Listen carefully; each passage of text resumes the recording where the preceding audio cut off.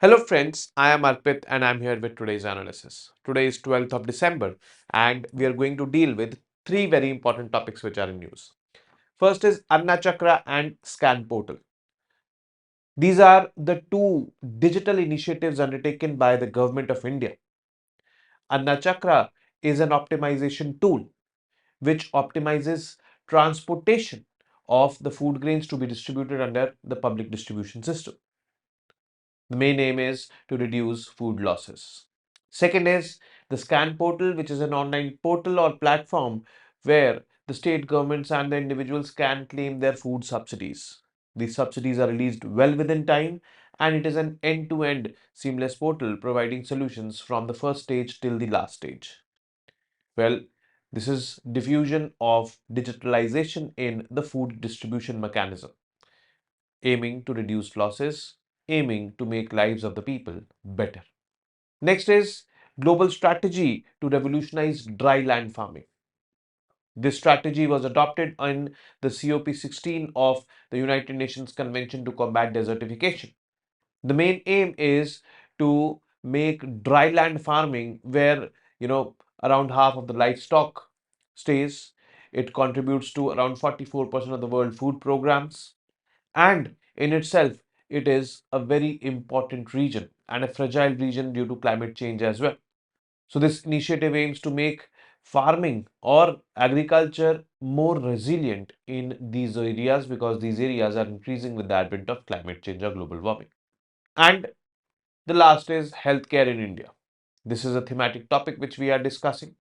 And yesterday we talked about Poshan Abhiyan. Today we will be talking about Mission Poshan 2.2. This was launched in 2021-22, will be going on till 2025-26. One of the key features of Mission Poshan 2.0 is that there will be more focus on Anganwadis, and the aim is to make 2 lakh Anganwadi centers as Saksham Anganwadis so that they can contribute better in the maternal and child health. Then we will be dealing with the MCQs based on these three topics and discuss the answers to the MCQs of yesterday.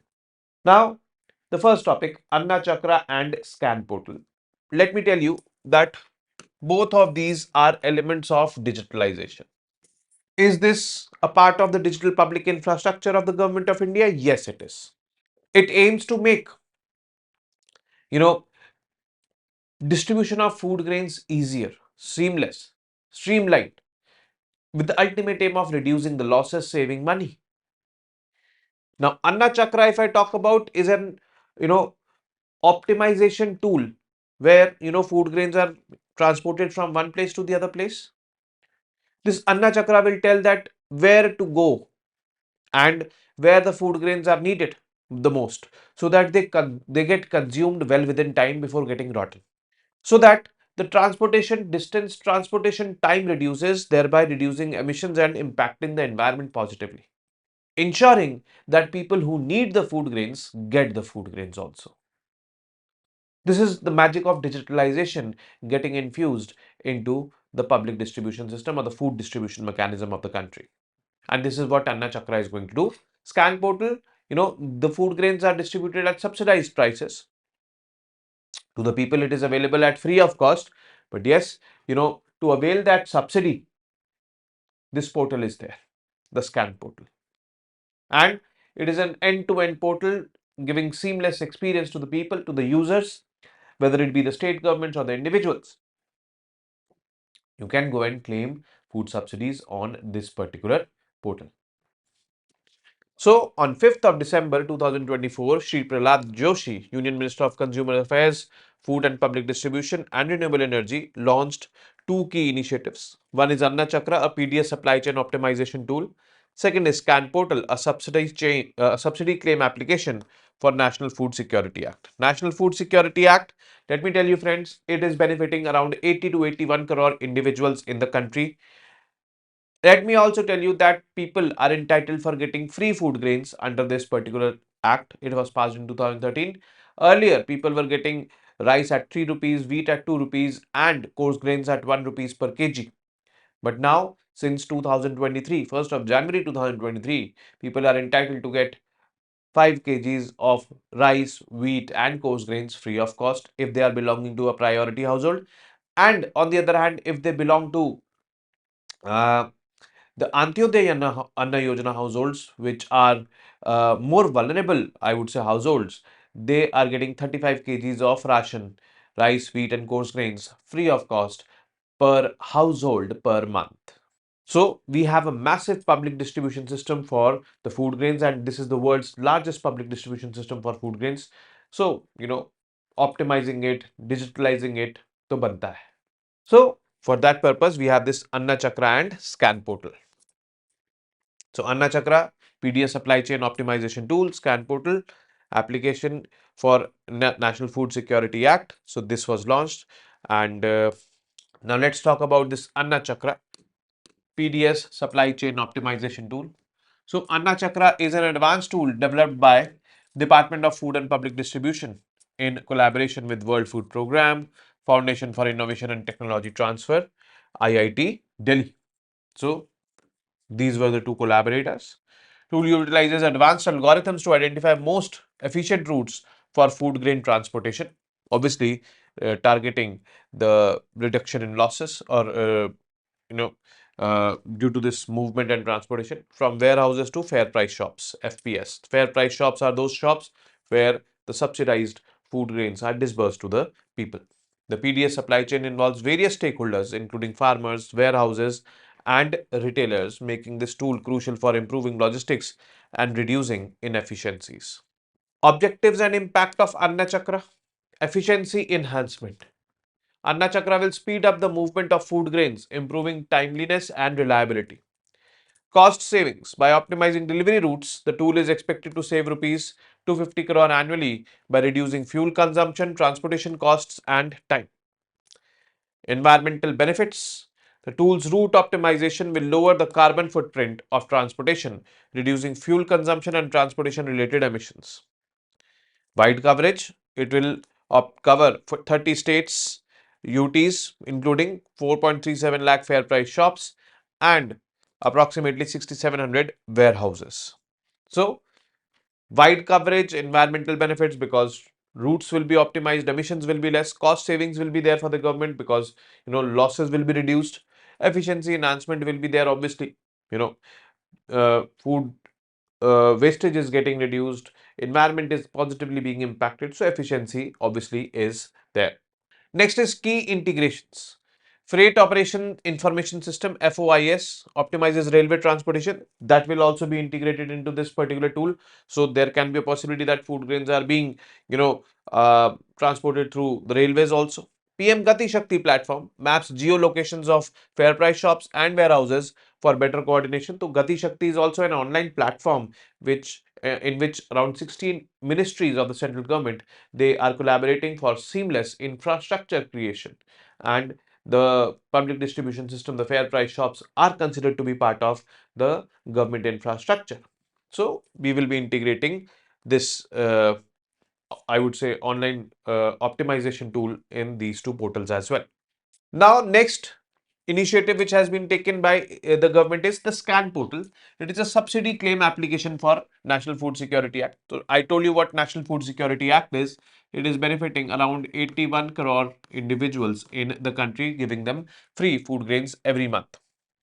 Now, this portal is a key initiative to simplify and expedite the process of claiming food subsidies under National Food Security Act. Process: submit subsidy claims. States can now submit their food subsidy claims through a single window system. So let me tell you friends, in the National Food Security Act, the responsibility of procuring the food grains which have to be distributed to the people is of the central government. The procured food grains are stored in the Food Corporation of India's warehouses. From there, as the states raise the demands, the food grains are supplied to the states, and it is the responsibility of the states to identify the beneficiaries and distribute that food grains to them.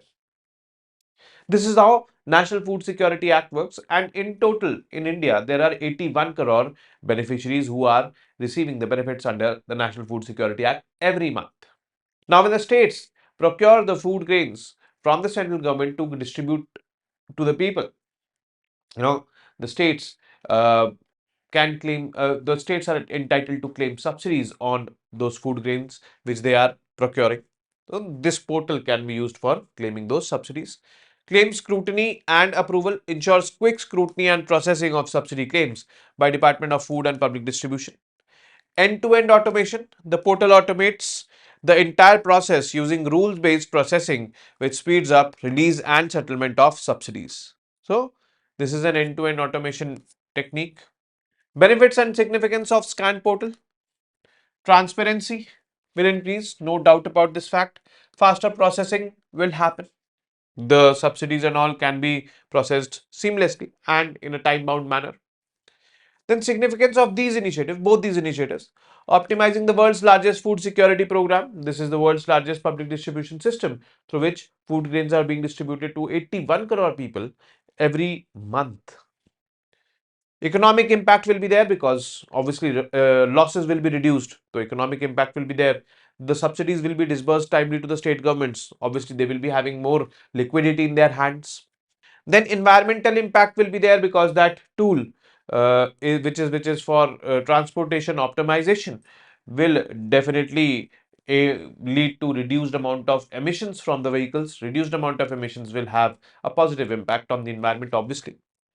So all in all, this is a win-win situation for everyone, for the people, for the government, central government, state governments, and most importantly for the environment also. Now, let's talk about the PDS system. We've discussed in detail, about the initiatives. But yes, these initiatives are being implemented in the PDS system to make the PDS system more streamlined, more, I would say, efficient. So, what is PDS system? How it has evolved? Let us look into that basics as well. The PDS is a government-run program designed to provide essential food items like rice, wheat, sugar, kerosene oil at subsidized rates to economically vulnerable populations. Ration shops, which we call them. Okay. Ministry. The PDS is managed by Ministry of Consumer Affairs, Food and Public Distribution. Evolution of PDS. How has PDS evolved? Pre-1992, PDS was a general entitlement system. 1992, revamped PDS was there, focused on serving poor families, especially in remote areas. 1997, targeted PDS established fair price shops to distribute subsidized food grains to the eligible beneficiaries only. That is why the word targeted is being used. Objectives of PDS is to provide affordable food to the vulnerable population. Price stabilization this has to bring in of the food grains. Then combat hoarding. Hoarding and all should be combated.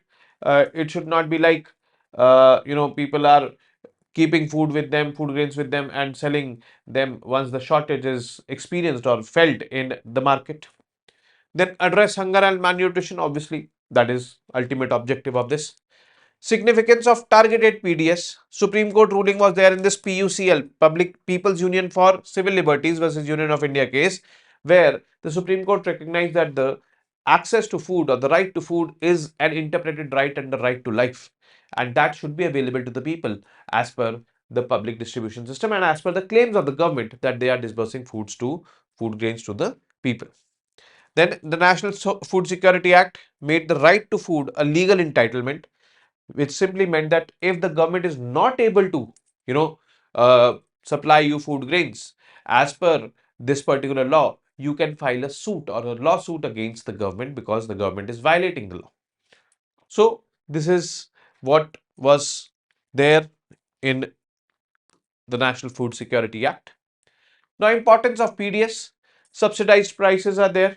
As I told you, food grains like rice, wheat, they were available at 3 rupees per kg and 2 rupees per kg respectively. But yes, apart from rice, wheat, coarse grains, kerosene oil, all I would say cooking oil, pulses, lentils, and all are also available at subsidized prices. Farmer support. The government purchases food grains from the farmers at MSP. And why is the government purchasing food grains? The government is purchasing food grains to distribute it through the PDS. So, in a way, this PDS is kind of fueling the incomes of the farmers as well.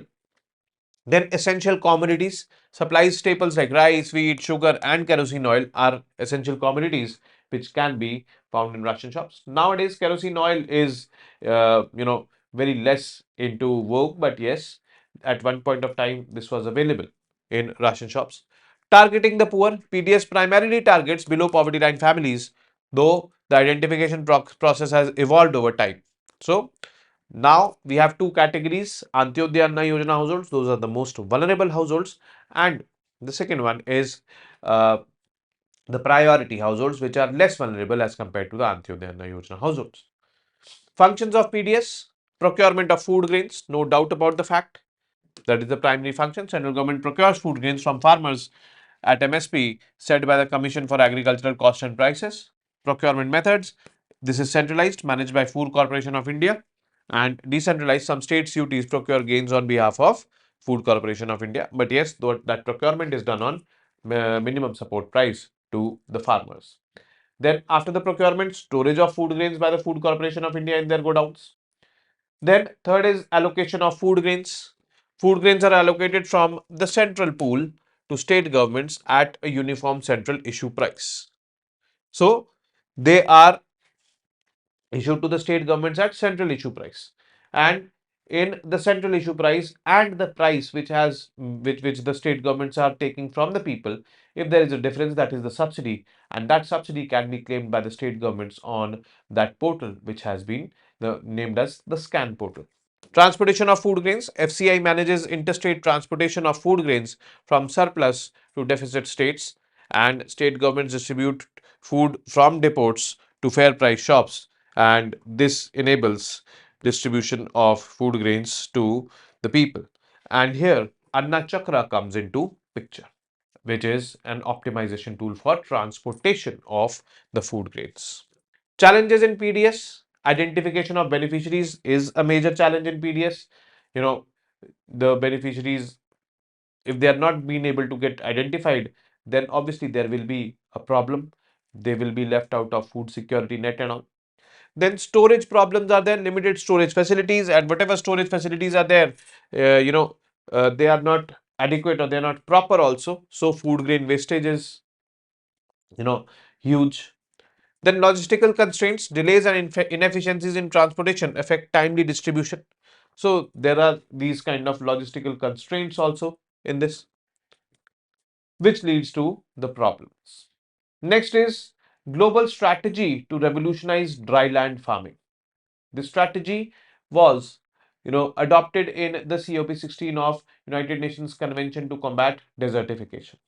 Now, when I talk about this, though this was very well needed because these kind of areas are increasing in the advent of climate change or global warming.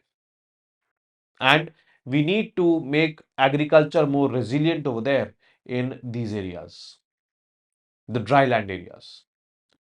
And that is the ultimate objective of global strategy to revolutionize dryland farming, make it more resilient to climate change, make it more adaptable to climate change. So this global strategy for resilient drylands, GSRD, was unveiled at the 16th COP of United Nations Convention to Combat Desertification in Riyadh, aimed at transforming agriculture in some of the world's most arid regions. It was launched by, CGIAR. It is a global leader, and you know, uh, through its two key centers: International Center for Agriculture Research in Dryland Areas, International Crop Research Institute for Semi-Arid Tropics. It targets 2.7 billion people, which is obviously less than half living in drylands, particularly across Asia and Africa. Less than half means less than half of the global population, which is somewhere around 8 billion. Okay. Now, why dryland matters? First of all, these kind of areas or these kind of lands are increasing because of the climate change or global warming. Lands are converting from fertile to semi-arid to arid, and semi-arid onwards it is called as a dry land. Now, they are critical to world's population and food systems as well, because it hosts every 1 in 3 people globally, means around 33% of the world population is staying in this region. Houses nearly half of the world's livestock. Livestock is cattle and all. Contribute 44% of the global food systems. That is why their conservation or making agriculture resilient over here is very much important.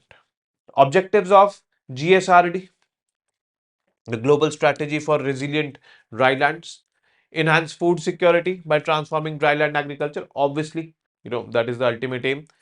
conserve biodiversity while ensuring sustainable farming practices, and build resilient livelihoods for people in dryland regions. Their livelihood should not be impacted due to climate change or global warming. So, see, desertification, climate change, and biodiversity, loss in biodiversity, all these are interrelated. But yes, we have three separate conventions for it. For climate change, we have UNFCCC, that is United Nations Framework to Combat Climate Change. For CBD, we have United Nations Convention on Biodiversity. For I would say desertification, we have United Nations Convention to Combat Desertification. All three are different things, but yes, all three are interconnected. That is what we need to understand and know. Key focus areas: water scarcity, obviously. That is why they are turning arid, semi-arid to tackle this.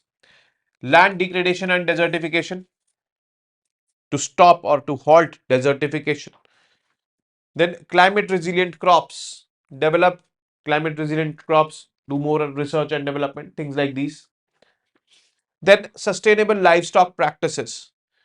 Since 44% of the livestock are over here, so they should be able to sustain and they can become major sources of livelihood for the people over here in this region. And they can also obviously contribute in food security. So that is what sustainable livestock practices. That is why these are the focus areas. Why GSRD matters?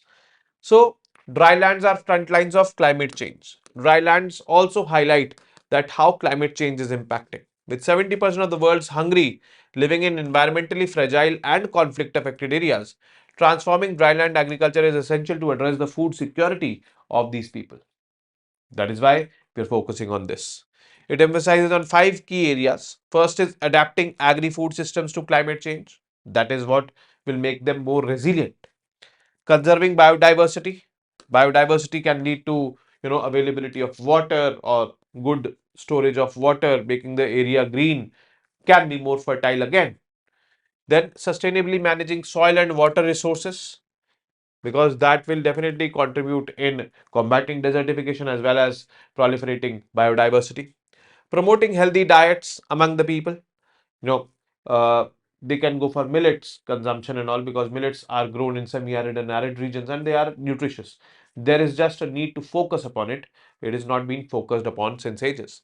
Then fostering inclusive development, making women, vulnerable section of the society, part of it. So that is what the focus areas are. Collaboration and impact. So GSRD is the result of extensive collaboration between national research organizations, governments and private sector partners. Consultative Group for International Agricultural Research, CGIAR, is that group which has initiated this particular initiative, that is GSRD, Global Strategy for Resilient Drylands. As climate change drives the expansion of drylands, the solutions outlined in the strategy provides hope for sustainable agricultural practices, and it is definitely going to impact positively one and all. Now, the next is Healthcare in India Mission Poshan 2.0. This mission to Poshan 2.0 was launched in the year 2021-22 and the target year is 2025-26. It is elaborated and it is called as Mission Poshan 2.0 Saksham and Saksham Anganwadis. So Anganwadi centers are those centers which are responsible for distributing, I would say, food grains, distributing food grains at places, but we've seen that PDS centers are, fair price shops are mainly doing that. But yes, cooking midday meal schemes for the school children, some of the Anganwadi centers are doing this. Then they are responsible for vaccination also. They are multidimensional and their main aim is health and I would say uh, hunger, poverty, health, hunger, to tackle these. Okay. So Mission Poshan 2.0 is an integrated approach that aims to address malnutrition among vulnerable groups, children, adults and girls, pregnant women and lactating mothers through various programs under the umbrella of Saksham Anganwadi and Poshan 2.0. Key focus areas: maternal nutrition, improving nutrition of pregnant women. Pregnant women, if she is nutritious, obviously that extra nutrition will pass on to the child, which is there in the womb. Infant and young child feeding norms, promoting breastfeeding and appropriate complementary feeding. Treatment of MAM and SAM, moderate acute malnutrition and severe acute malnutrition. Promoting wellness through Ayush. Ayush is an, a combination of alternate medicines, Ayurveda, Yoga, Unani, Siddha, and homeopathy. So apart from allopathy, these are alternate forms of medicines. Then technology integration, the use of Poshan tracker and an ICT enabled platform helps monitor nutritional provisioning and ensure timely delivery of services. So this is what it is. The dietary strategies. Diet diversity is something which is focused upon encouraging a balanced diet by including a various foods in the diet. And now though we are focusing upon millets also. Use of millets, they are promoted for their high nutrition content, keeping in to address issues like anemia, micronutrient deficiencies in women and children. These are being used in hot cooked meals and take home rations also. Fortified rice, this is a rice in which some vitamins and minerals are enhanced, and now under the public distribution system it has been mandated that fortified rice only will be distributed to tackle malnutrition. Here also, we're talking about fortified rice. Last month we covered about fortified rice, what fortified rice are or is. Progress and impact. The National Family Health Survey report 2015-16 to 2019-20 came, and it highlighted certain improvements like in stunting. Stunting is height for age. When your height is less as compared to your age, reduced from 38.4% to 35.5%. So reduction means it is improving. Wasting means when you are too thin as compared to your height. Weight for height decreased from 21% to 19.3%. Underweight, weight for age declined from 35.8% to 32.1%. Underweight women, that is 15 to 49 years of age, reduced from 22.9% to 18.7%. So this clearly highlights a positive trend in these key indicators which are related to nutrition. Now coming to the MCQs. First is, with which of the following international organizations has the Department of Food and Public Distribution collaborated to create Anna Chakra? World Health Organization, International Fund for Agriculture and Development, International Labour Organization, or the United Nations World Food Programme. Second, which of these is a target area of public distribution system? Price stabilization, combat hoarding, address hunger and malnutrition. You have to find the correct combination. Only 1 and 3, only 3, only 2 and 3, or all of the above. Third, consider the following statements with respect to dry lands and mark the correct one. Dry lands are home to around half of the world's livestock. They contribute to more than half of the global food systems. Which of these statements are correct? Fourth, which of the following are the key focus areas of global strategy for resilient drylands? Water scarcity, climate change, desertification, or climate resilient crops. Again, you have to find out the correct combination. Only 1, 3 and 4, only 1 and 3, only 3 and 4, or all of the above.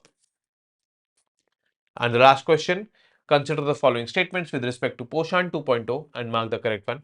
Poshan 2.0 was launched in 2023 for upgrading the Anganwadi centers. Poshan 2.0 aims at positively impacting child and maternal health. Carefully answer this question. Now, yesterday's MCQs. Which region is the origin of Gharchola attire? It is the Khambat region or the Kambe region. It is not the Kutch region, it is not the Saurashtra region, or not the Naman and Diu region. So C is going to be the correct answer. This was there in the notes clearly. Second, consider the following statements and mark about GI tag and mark the correct one. GI tag is a legal recognition granted to a product originating from a specific geographical region. This is very true. It ensures that only producers from the designated region can use the specific name to market their products. Yes, producers from other regions will not be allowed. Like I took that example of Motichur Laddu. So, if that is coming from that region only, then only those people can claim. But if it is coming from Delhi or from Mumbai, I also took this example of Agra Petha. So, that will be legally, punishable. So, both of these statements are correct and C is the correct option over here, both 1 and 2. Third, consider the following statements and mark how many of them are correct. The resolution for removal of Vice President is initiated in the Rajya Sabha only. Yes, this is correct. And I told you that, when we were discussing that procedure for removal, that was in Rajya Sabha only. The resolution for removal of the vice president has to be passed by a special majority in Rajya Sabha and has to be agreed to by Lok Sabha. Not a special majority, it is simple majority, more than 50% of the strength of Rajya Sabha. Those many members have to vote for removal of the vice president or the chairman. So, this statement is wrong. Removal procedure for vice president requires a mandatory investigation as part of the procedure. No, there is no investigation required. This is required in removal of the president of India. So this statement is also wrong. So only one statement is correct. Fourth, consider the following statements with respect to PM Poshan scheme and mark the correct one. It is a central sector scheme. No, it is not a central sector scheme. It is a centrally sponsored scheme where states are also contributing in it. So first statement is wrong. It aims to provide hot cooked meals to all the students studying in government and government aided schools. Not all, from class 1 to 8, 6 to 14 years of age, as per the scheme. So this statement is wrong. The scheme is under the National Food Security Mission. No, it is not mission. The National Food Security Mission aims to increase productivity of rice, wheat and pulses. It is under the National Food Security Act. Very small difference, but yes, this can make the entire question go wrong. So all three statements are wrong and hence none of the statements are correct is the right option. Fifth, which of the following are objectives of PM Poshan scheme? Enhance nutritional status, encourage regular school attendance, achieve universalization of elementary education, and the last one is all of the above, which is the right answer, that these are all the objectives of PM Poshan. So, with this, we have come to an end of today's session. I will be seeing you tomorrow now with more such informative news pieces. Till then, you guys very well know what to do. I'm not repeating it today. Namaste. Jai Hind.